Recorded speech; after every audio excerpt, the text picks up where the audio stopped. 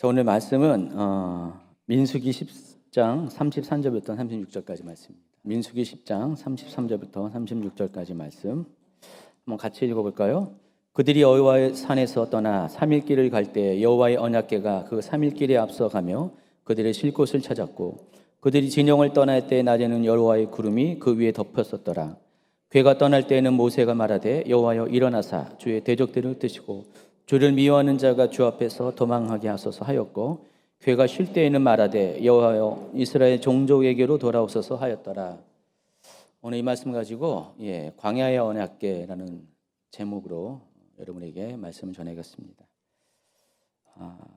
민수기 33장에는요 이스라엘 백성이 이집트 고센 땅을 떠나서 마침내 약속의 땅, 가나안 땅이 보이는 모압 평야에 이르기까지 약 40년 동안 거쳐간 모든 여정들이 이제 기록이 되어 있습니다.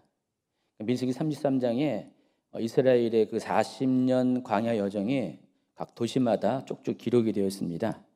33장 1절에 이렇게 시작합니다. 모세와 아론의 인도로 대오를 갖추어 애굽을 떠난 이스라엘 자손들이 노정은 이러하니라 해서 49절에 보니까 요단강가 모압 평지의 진영이 벤여시못에서부터 아벨시딤에 이르렀더라. 여리고 맞은편 요단강가 모압 평지에서 여호와께서 모세에게 말씀하여 이르시되. 그래서 이 중간에 그 40년 동안 이스라엘 백성들이 광야를 계속해서 다녔던 그 여정들이 차례차례 기록이 되어 있습니다. 자, 그래서 이스라엘 백성의 출애굽 전 과정을 구분하면은 이 표와 같습니다. 출애굽해서 시내 광야까지 모두 2개월이 걸렸습니다. 이 내용이 출애굽기에 있고요. 또 시내 광야에서 체류한 이야기가 출애굽기와 레위기에 있습니다. 11개월 5일 걸렸고요.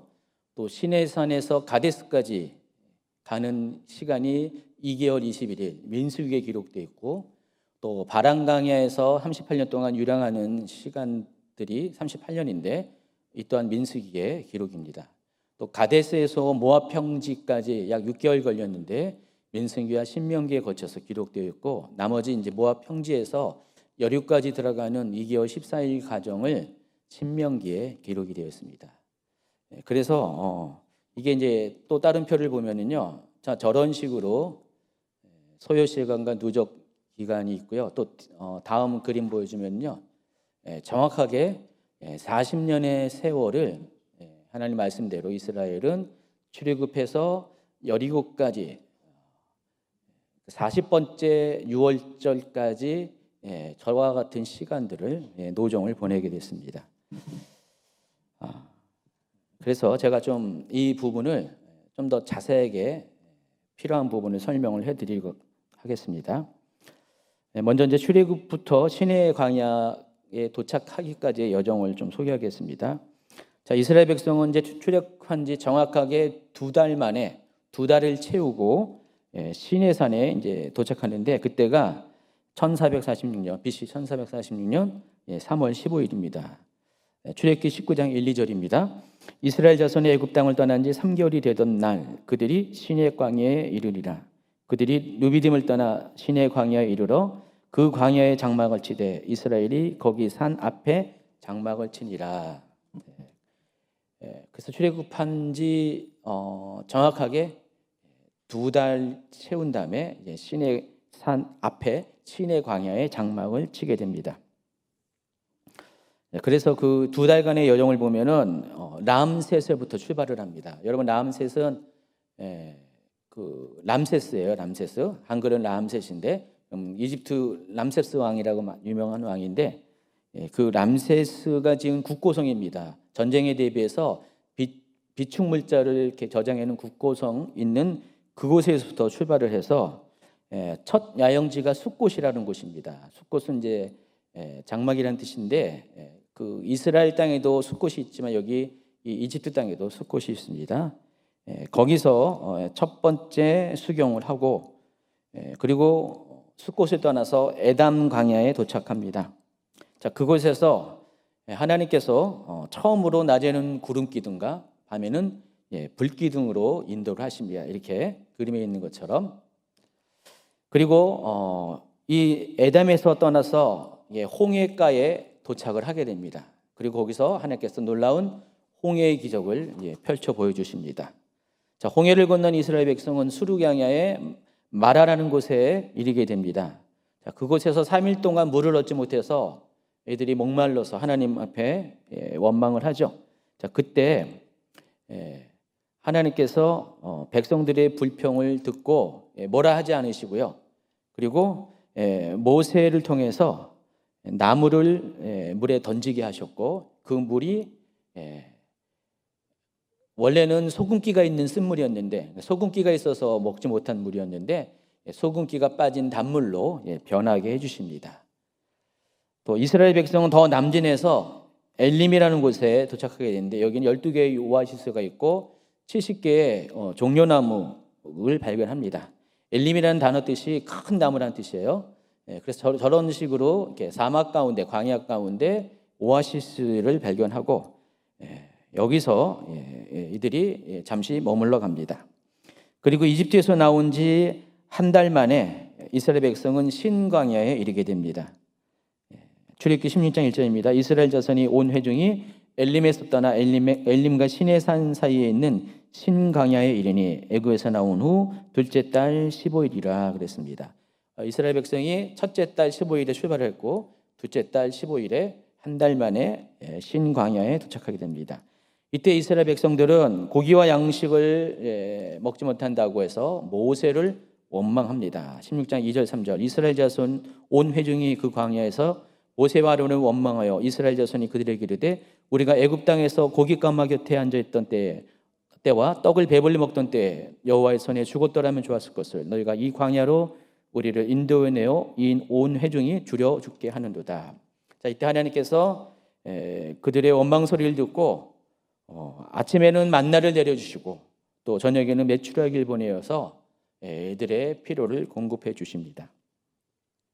자, 이스라엘 백성이 신강야를 떠나서 또 남진에서 르비딤에 이르게 됩니다. 르비딤에 바로 시내 산이 있습니다. 이때 장막을 칩니다. 그때 여기도 마실 물이 없어요. 물이 없어서 백성들이 모세와 다투게 됩니다. 17장 출애굽기 17장입니다. 이스라엘 자손의 온 회중이 여호와의 명령대로 신광야에서 떠나 그 노정대로 행하여 르비딤에 장막을 쳤으나 백성이 마실 물이 없는지라 백성이 모세와 다투어 이르되 그래서 뒤에 보면은 그들이 모세에게 대하여 원망하여 이르되 당신이 어찌하여 우리를 애굽에서 인도해내어서 우리와 우리 자녀와 우리 가축이 목말라 죽게 하느냐.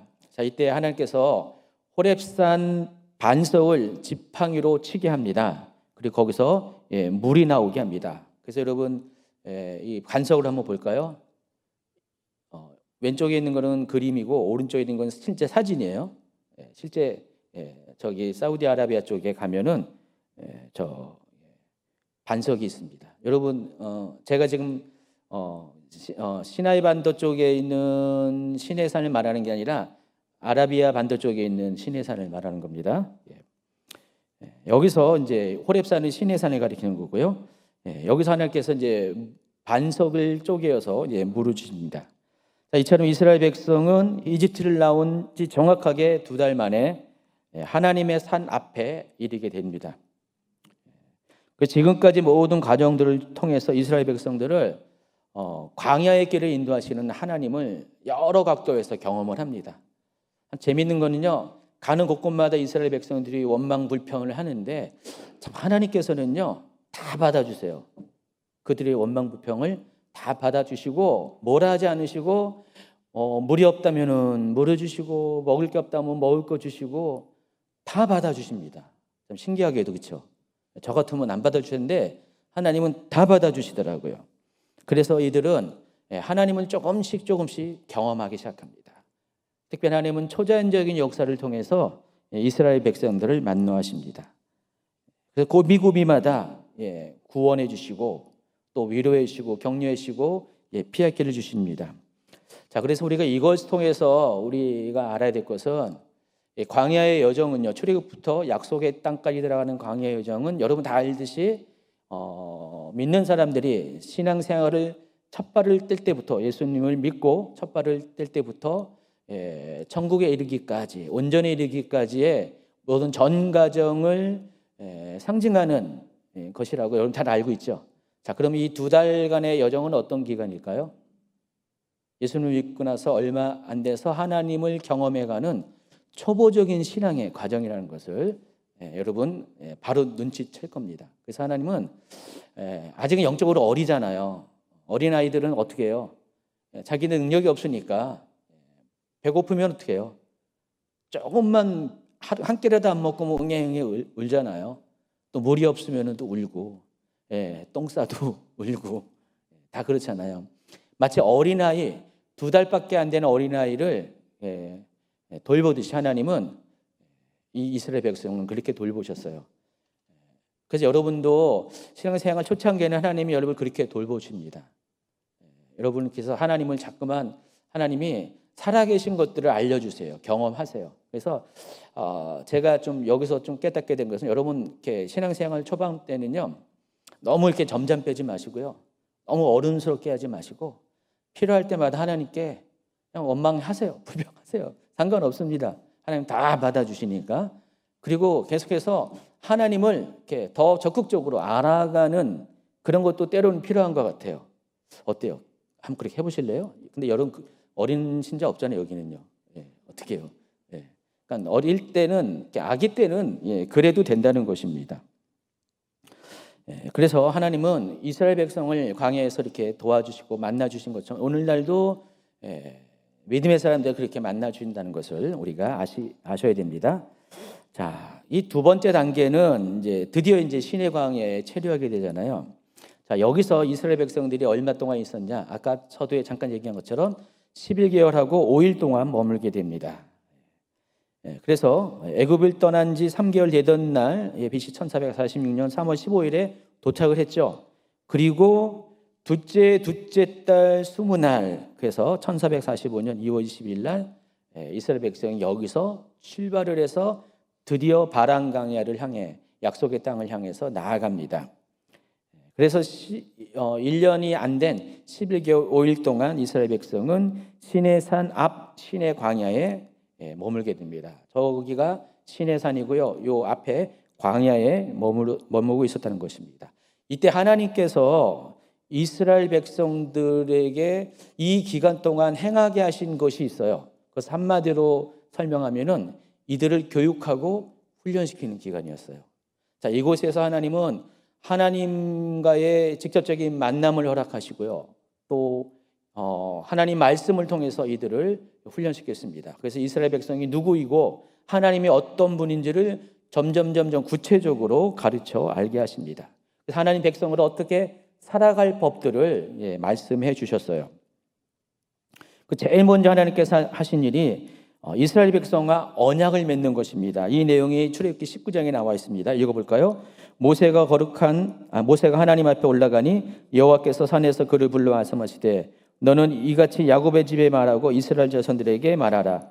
내가 애굽 사람에게 어떻게 행하였음가? 내가 어떻게 독수리 날개로 너희를 업어 내기로 인도하였음을 너희가 보았느니라. 세계가 다 내게 속하였느니 너희가 내 말을 듣고 잘 듣고 내 언약을 지키면 너희는 모든 민족 중에서 내 소유가 되겠고 너희가 내게 대하여 제사장 나라가 되며 거룩한 백성이 되리라. 너는 이 말을 이스라엘 자손에게 전할지니라. 해서 하나님과 이스라엘 백성 가운데 관계가 성립이 됩니다. 그래서 이스라엘 백성은 모든 민족 중에서 하나님의 소유가 되었고 또 제사장 나라가 되고 거룩한 백성이 되었습니다. 그런데 그 조건이 있어요. 하나님 말씀을 잘 듣고 하나님과의 약속, 언약을 잘 지켜 행할 때 그렇게 만들어 주시겠다고 약속하십니다. 그래서 하나님은 모세에게 이렇게 약속하셨고 말씀하셨고 이제 모세만 얘기하는 게 아니라 이스라엘 백성 전체를 불러 모으시고 그들 가운데 이 언약을 체결하십니다. 그 내용이 9절부터 쭉 나와 있어요. 그래서 하나님께서는 모세에게 백성들을 다 준비시켜 가지고 셋째 날에 하나님께서 그들 목전에 나타날 때 그를 만나러 오라고 합니다. 그리고 셋째 날이 됐을 때 19장 16절을 볼까요? 같이 읽겠습니다. 셋째 날 아침에 우레와 번개와 빽빽한 구름 산 위에 있고 나팔 소리가 매우 크게 들리니 진중에 있는 모든 백성이 다 떨더라. 모세가 하나님을 맞으려고 백성을 거느리고 진에서 나오매 그들이 산길 속에 서 있는데 시내산의 연기가 자욱하니 여호와께서 불 가운데 거기 강림하심이라. 그 연기가 온기가마 연기같이 떠오르고 온 산이 크게 진동하며 나팔 소리가 점점 커질 때 모세가 말한즉 하나님이 음성으로 대답하시더라. 하나님의 음성으로 대답했다 그랬어요. 여기 보면은 하나님의 인재가 있을 때의 그 현상들이 우레, 번개, 구름, 나팔 소리, 계시록에는 지진이 하나 추가되는데 이때 하나님께서 음성으로 말씀하세요. 저 장면들을 보면은요, 어때? 여러분 저기 서 있어 보세요. 시내산 꼭대기에 막 불이 임하고 우레와 번개가 그냥 천둥 번개 말합니다. 큰 소리로 번쩍하면서 그냥 번개가 치고 꽉꽉 하면서 우레가 있고 구름이 그냥 자욱하고 나팔 소리가 막 계속해서 커지는 그런 광경 한번 보세요. 여러분 두 가지 교차할 겁니다. 두려움과 놀라움, 한마디로 경이로운 거죠. 이 백성들이 이 모습을 밑에서 보게 됩니다. 하나님의 직접 임재하신 거예요. 그리고 들리는 음성으로 말씀을 하고 계신 거예요. 그래서 이 광경을 통해서 이스라엘 백성과 하나님이 직접 언약을 맺습니다. 그래서 이스라엘 백성은 이때부터 하나님의 소유가 되었고 제사장 나라가 되었고 거룩한 백성이 되었습니다. 출애굽기 20장으로 넘어가면은 하나님께서 이 언약을 문서화한 그 계약서를 주시죠. 두 돌판에다가. 그게 바로 십계명입니다. 그래서 이스라엘 백성은 이때부터 명확하게 하나님의 백성으로서의 정체성을 갖게 됩니다. 자, 출애굽기 21장부터 23장까지는요. 이제는 이제 이스라엘 백성들이 하나님의 나라의 시민으로서 어떻게 살아갈지 그 구체적인 그 백성들이 살아가는 방식을 설명해 줍니다. 그래서 쭉 보시면은요. 제단에 관한 법, 종에 관한 법, 폭행에 관한 법 쭉쭉 해가지고 구체적인 율법들이 등장을 합니다. 자, 모세가 이 모든 말씀을 전한 다음에 백성들은 그것을 준행할 것을 약속하고요. 그 증거로 시내산 아래 제단을 쌓고 각 지파마다 돌 한 개를 취해서 기둥을 세웁니다. 12개의 기둥을 세워서 언약을 확인합니다. 24장에 그 이해가 나와 있습니다. 자, 이와 같이 하나님께서는 믿음의 사람을 훈련시킬 때 두 번째 단계가 바로 하나님 말씀으로 양육하는 것입니다.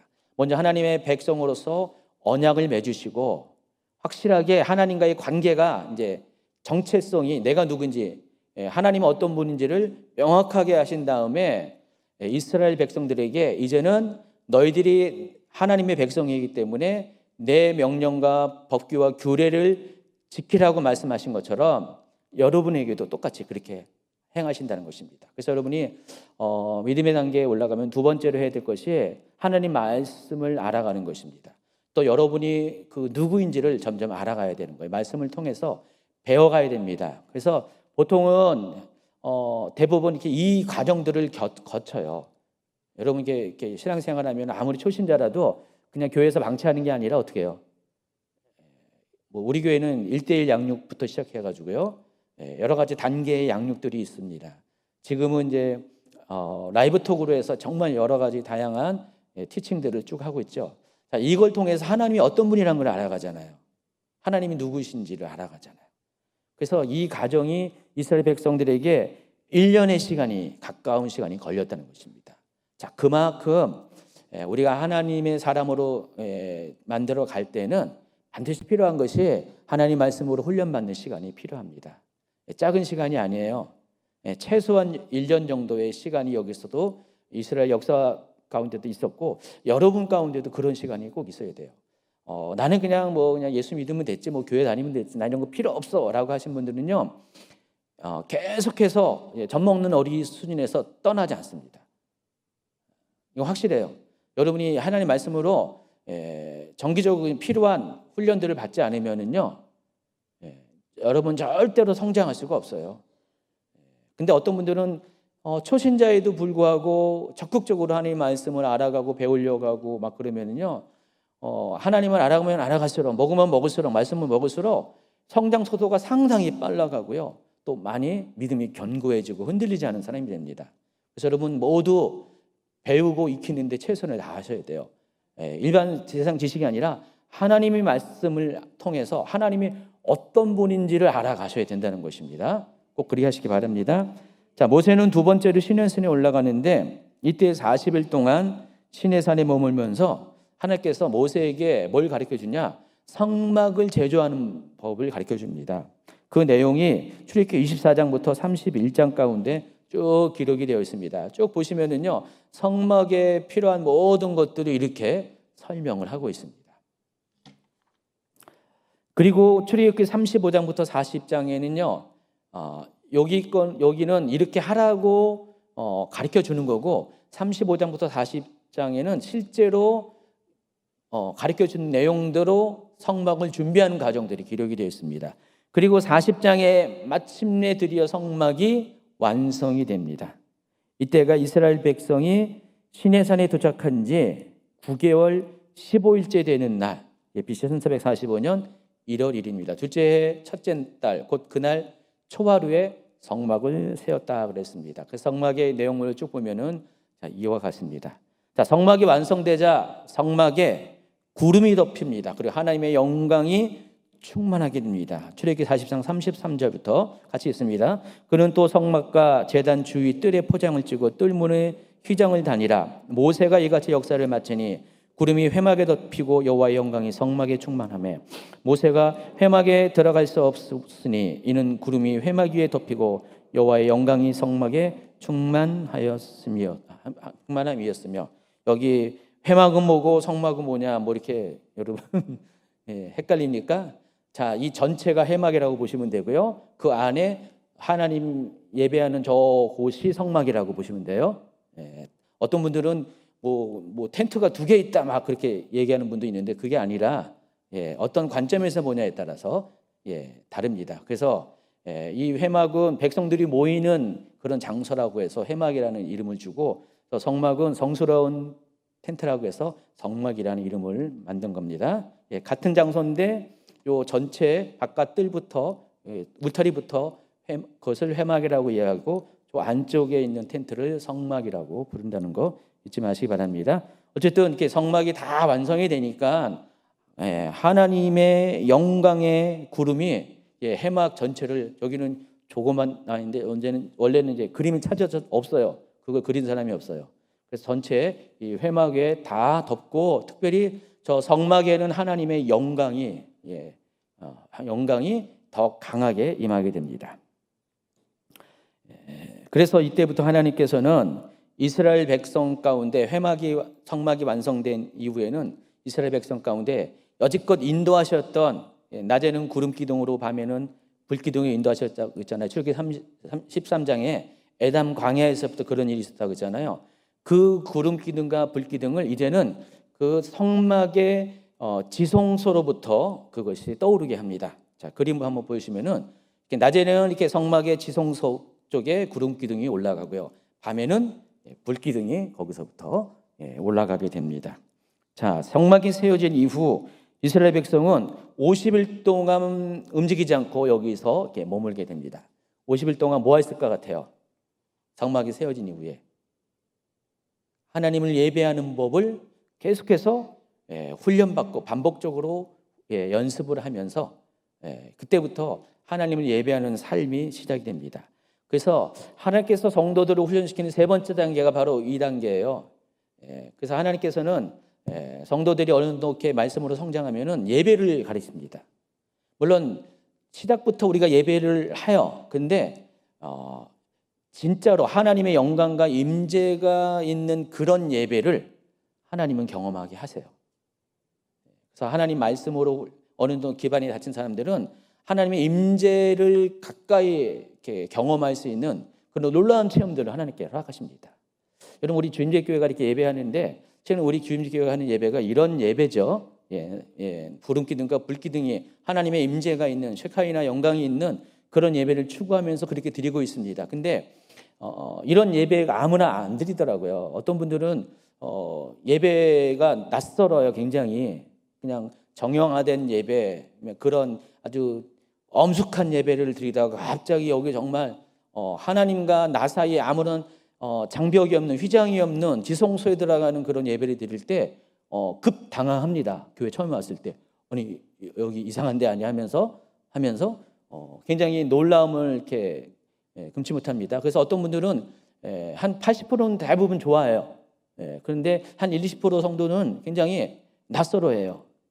근데 여러분 하나님의 말씀으로 여러분이 충분히 충만하게 채워지고 성장한 사람들은 이런 예배가 당연히 낯설면 안 돼요. 오히려 이런 예배를 만났을 때 좋아해야 돼요.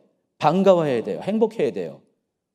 하나님께서 그와 같은 세 번째 단계로 믿음의 사람들을 인도한다는 것을 아시기 바랍니다. 제가 지금 이렇게 1단계, 2단계, 3단계 쭉 얘기하는데 여러분이 여러분 자신이 어디까지 왔는가를 좀 이 얘기를 들으면서 좀 생각을 해보시라고 말씀을 드리는 것입니다. 그리고 오늘 본문이 속해 있는 이 민수기 10장에 이르러서는 이제는 이 모든 예배를 훈련시킨 다음에 행군을 위한 모든 준비를 맞추시게 한 다음에 1년 가까이 머물렀던 이 시내 광야를 떠나서 드디어 약속의 땅을 향해서 나아가게 합니다.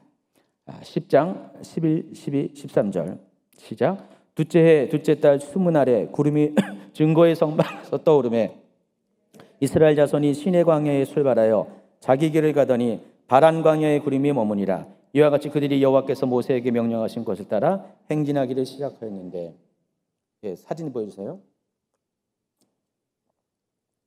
드디어 1년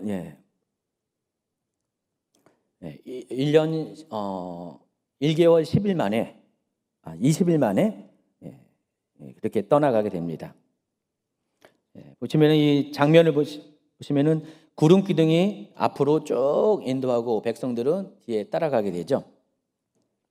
자, 이게 네 번째 단계입니다. 하나님은 이제 맨 처음에 여러 가지 초자연적인 역사를 통해서 하나님 살아계심을 경험하게 하고 말씀으로 훈련시키고 교육시킨 다음에 또 예배 안에서 하나님의 임재를 경험하게 한다면은 이제 본격적으로 약속의 땅으로 그들을 인도하게 됩니다. 근데 이 기간이 또 중요한 게 여기서 하나님은 어떤 작업을 하냐?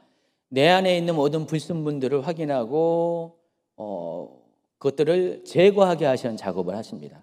그래서 여러분 초창기 2개월 동안은요 하나님이 여러분이 여러 원망 불평해도 여러분에 대해서 이스라엘 백성에 대해서 전혀 나무라지도 않고 다 들어주셨는데 여기서는 안 그래요. 회초리를 막 때리세요. 원망 불평하면은 막 즉시로 심판하시고요. 막 전염병 갖다 주시고 난리가 납니다, 아주 그냥. 그래서 이미 성장한 자에게 말씀으로 성장한 자에게는 하나님은 말씀에 성장한 자답게 대하신다는 것을 아시기 바랍니다. 그래서 이때 하나님은 여전히 그럼에도 불구하고 내 자신이 아직 처리되지 아니하는 것들, 내 자신의 안에 있는 그 불신앙과 불순종의 모습이 발견된다면은 아직 내 안에 있는 그런 상처들이 발견된다면은 그것들을 하나님 앞에 계속 연단을 통해서 빼내야 돼요. 도가니에 들어가서 끓는 도가니에서 불순물이 올라오고 그것들이 제거되는 것처럼 그 작업을 해야 된다는 것입니다. 바로 이 기간이 그 기간이에요. 그래서 우리가 다 이제 하나님 앞에 나도 이제 경험하고 다 경험하는데 하나님은 나에게 연단 주시는 게 이해가 안 될 때가 있잖아요.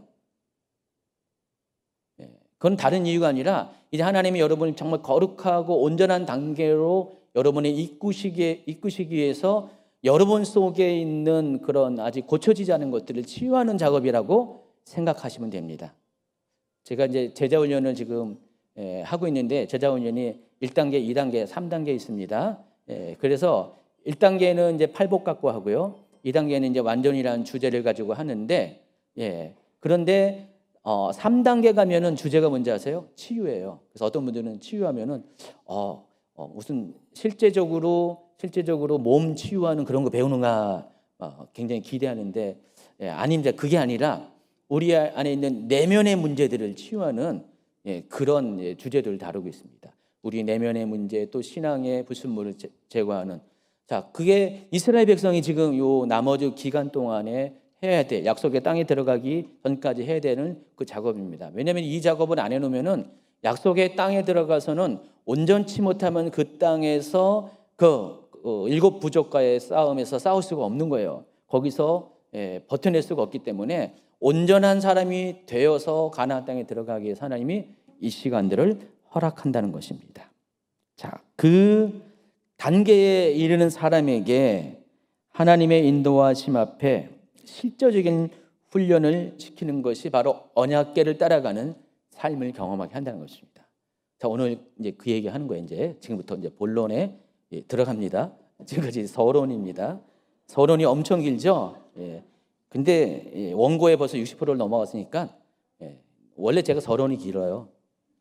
아시기 바랍니다. 자, 오늘 다시 이제 본문 말씀 33절부터 36절까지 읽겠습니다. 그들이 여호와의 산에서 떠나 3일 길을 갈 때 여호와의 언약궤가 그 3일 길에 앞서가며 그들이 쉴 곳을 찾았고 그들이 진영을 떠날 때 낮에는 여호와의 구름이 그 위에 덮었었더라. 궤가 떠날 때에는 모세가 말하되 여호와여 일어나사 주의 대적들을 흩으시고 주를 미워하는 자가 주 앞에서 도망하게 하소서 하였고 궤가 쉴 때에는 말하되 여호와여 이스라엘 종족들에게로 돌아오소서 하였더라. 자, 오늘 본문 말씀에서 여러분이 주목해야 될 아주 중요한 것이 있습니다. 자, 오늘 본문 말씀에서는요, 백성들의 여정 가운데 처음으로 언약궤가 길을 인도하는 장면이 나옵니다. 자, 지금까지는 어떻게 했어요? 이스라엘 백성의 그 광야 여정을 지금까지는 어떻게 인도했습니까?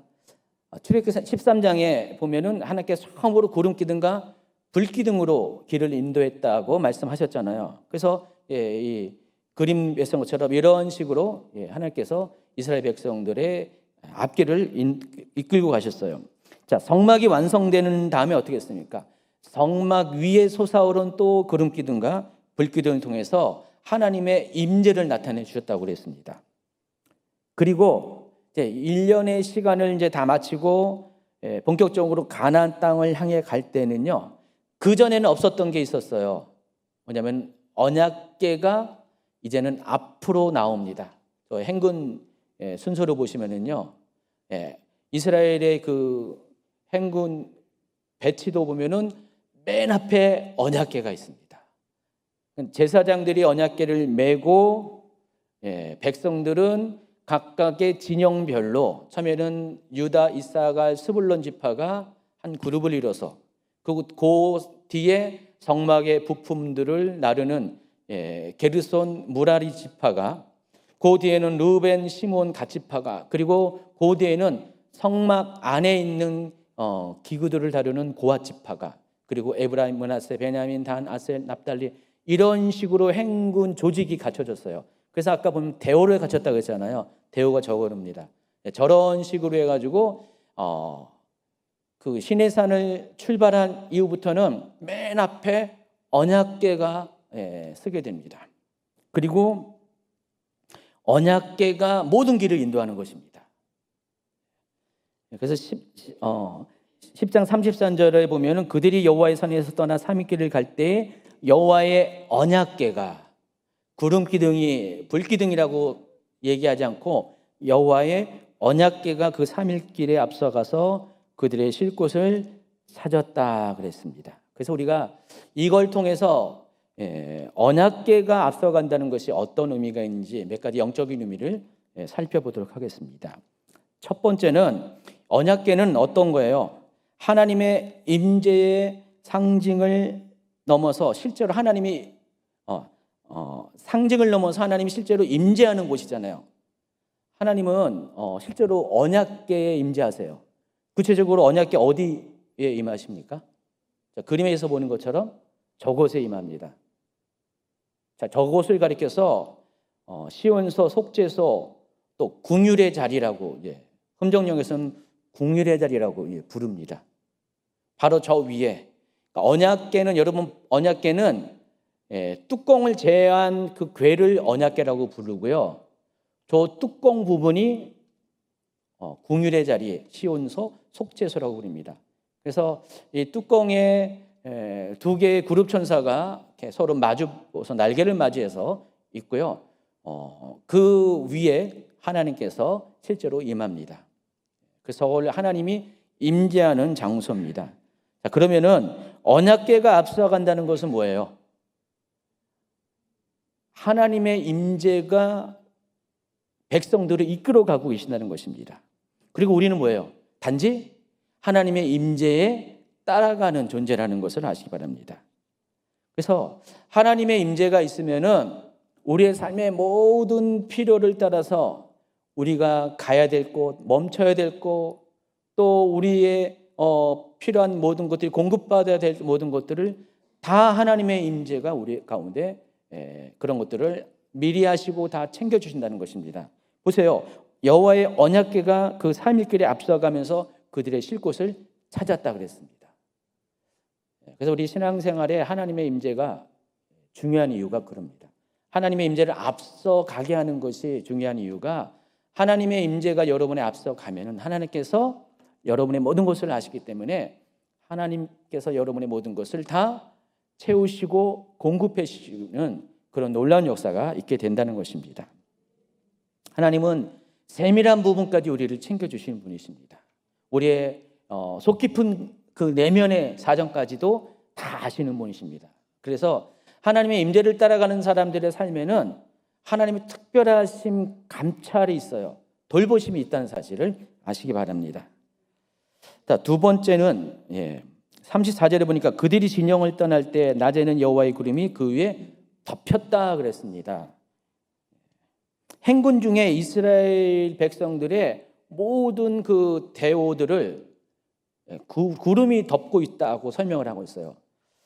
여러분 앞에 이제 구름 기둥과는 약간 다른 의미예요. 구름 기둥은 이렇게 쭉 올라가고 있잖아요. 근데 지금 이것은 올라가서 위에 퍼져 있는 것을 말합니다. 여러분 그 이스라엘 지역에 가면은 아마 이렇게 여러분 느낄 겁니다.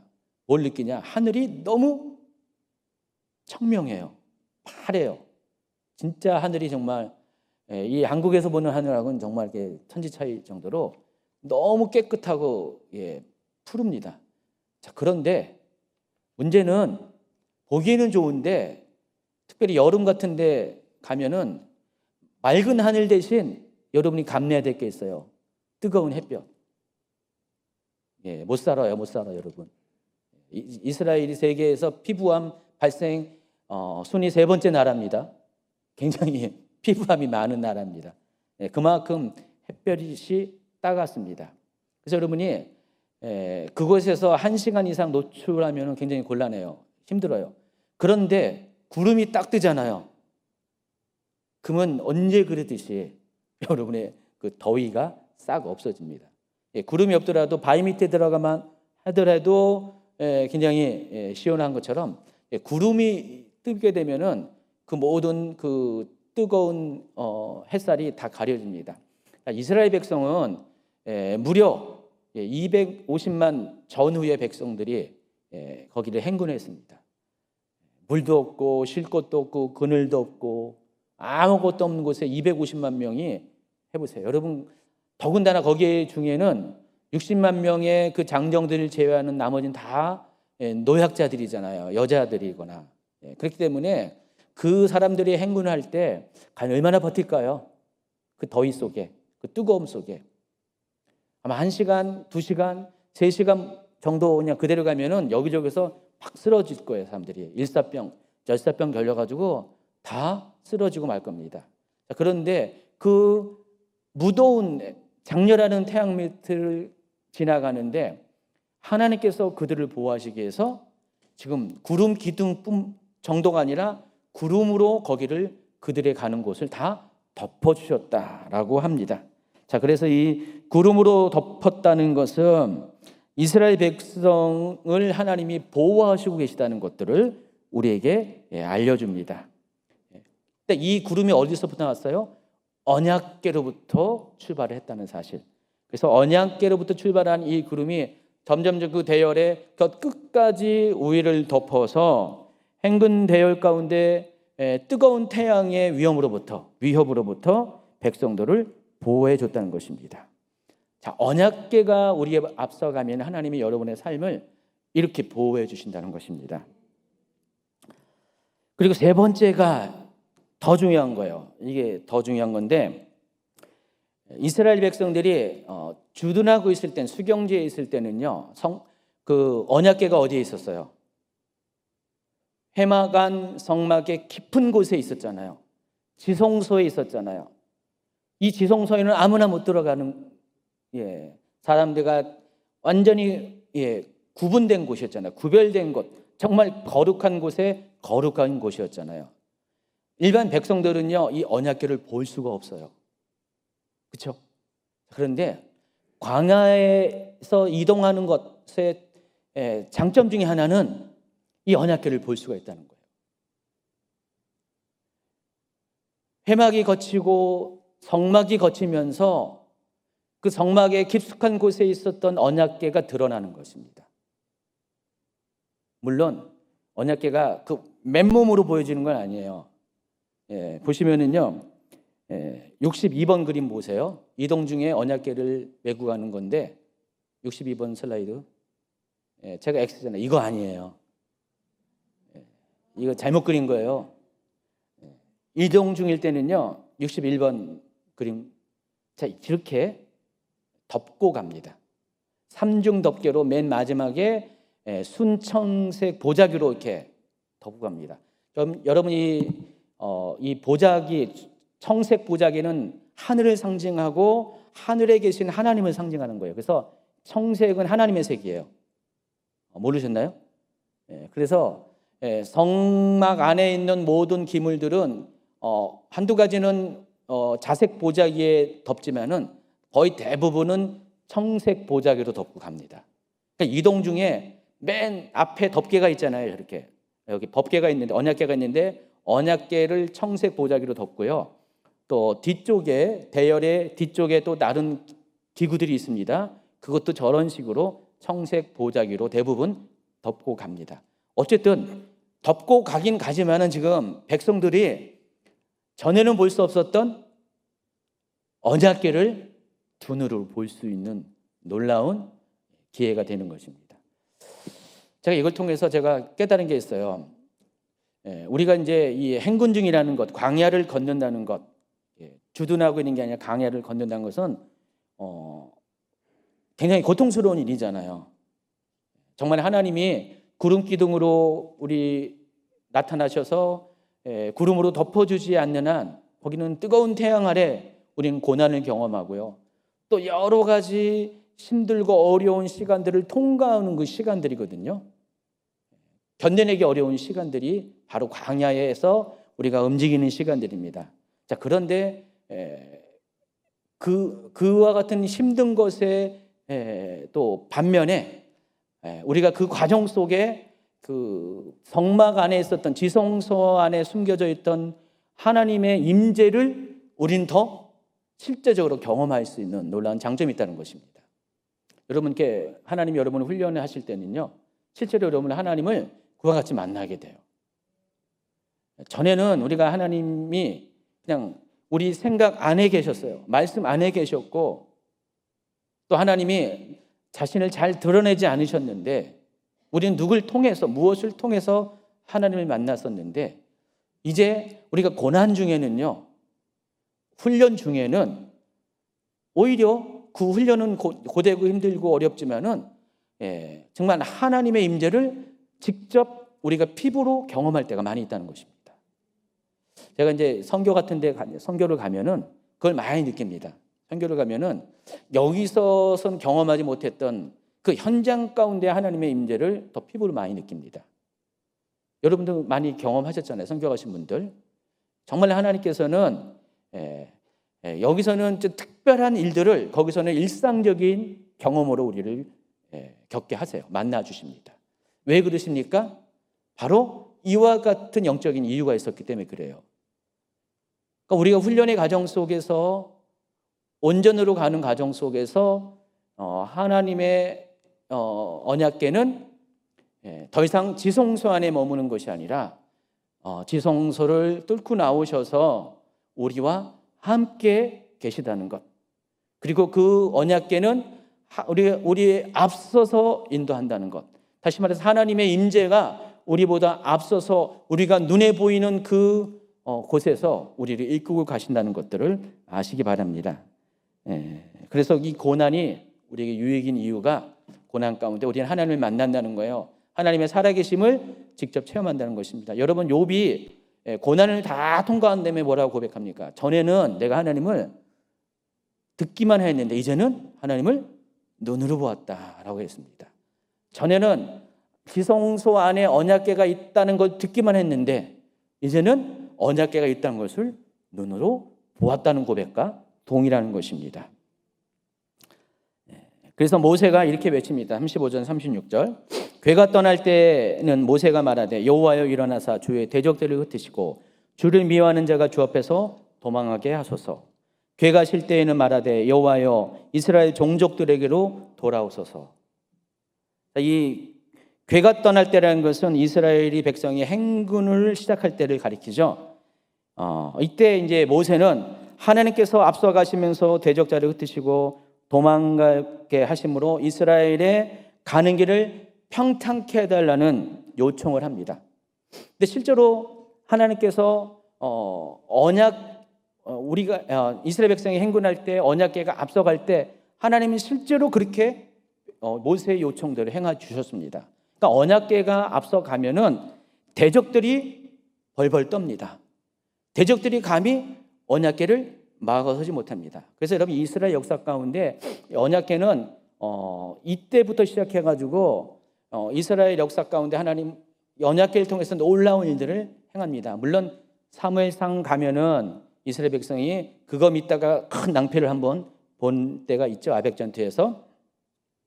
자, 두 번째가 궤가 쉴 때라는 것은 행군을 멈추고 수경을 할 때입니다. 그때 언약궤가 이스라엘 백성의 종족에게로 돌아오소서라고 합니다. 이 말은 그거예요. 앞서가던 언약궤가 이스라엘 백성이 이제 수경지에서는 언약궤를 중심으로 해서 원형으로 이렇게 점점 이렇게 동심원을 그리듯이 이렇게 점점 퍼져나가서 수경을 합니다. 그래서 언약궤가 그 안으로 다시 들어와 주십시오. 그래서 수경하는 동안에는 언약궤가 그 수경지의 중심 가운데서 이스라엘 백성들을 지켜달라는 그런 고백을 하고 있습니다.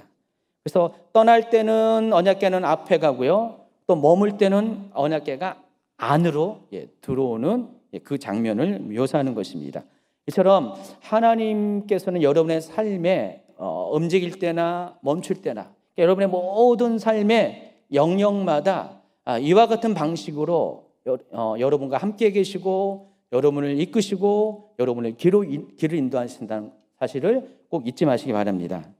그래서 하나님은 이와 같은 그 언약궤를 통해서 길을 인도하시는 언약궤를 통해서 마지막 네 번째 단계, 여러분이 정말 하나님의 약속의 땅으로 도달할 때까지 여러분의 길을 마지막까지 인도해 주신다는 것을 아시기 바랍니다. 그래서 여러분, 언약궤가 인도하는 그 삶을 지금 혹시 살아가고 계신다면은요, 지금 여러분의 믿음의 단계가 바로 지금 믿음의 그때라면은 여러분이 이제 그 언약궤에 대해서 어떻게 해야 되는 것을 여러분이 결정을 해야 됩니다. 그래서 여러분의 삶 가운데 하나님의 임재를 먼저 앞세우시기 바랍니다. 그리고 그것을 철저히 순종하며 따라가는 삶을 사시기 바랍니다. 자, 언약궤는 이제 두 가지의 의미가 있어요. 언약궤를 그 밑에는 뭐가 있죠? 언약궤 안에 법궤가 있잖아요. 아니요, 그 십계명 돌판이 있잖아요. 그래서 십계명 돌판이 의미하는 게 뭐예요? 하나님 말씀, 율법을 의미하는 것입니다. 그래서 여러분의 인생 가운데 언약궤를 앞세우고 여러분이 그걸 따라간다는 것은 여러분이 바로 하나님 말씀을 앞세우고 따라간다는 의미이고요. 또 언약궤 위에 뚜껑이 뭐라고 했어요? 하나님의 임재의 자리라고 했잖아요. 궁일의 자리라고 했잖아요.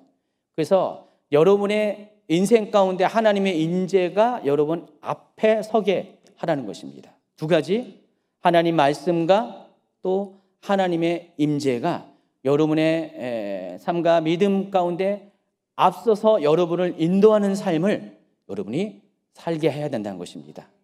그리하면 어떻게 돼요? 여러분 마침내 하나님이 인도하시는 땅 가데스를 넘어서 약속의 땅에 진입하게 됩니다. 여러분이 지금 어떤 단계에 있는지 모르지만은 여러분 한번 잘 점검하셔가지고 마땅히 그 단계마다 어떻게 행할 바를 지혜롭게 깨우치시고 또 그것에 순종하는 여러분 되기를 예수님을 축원합니다.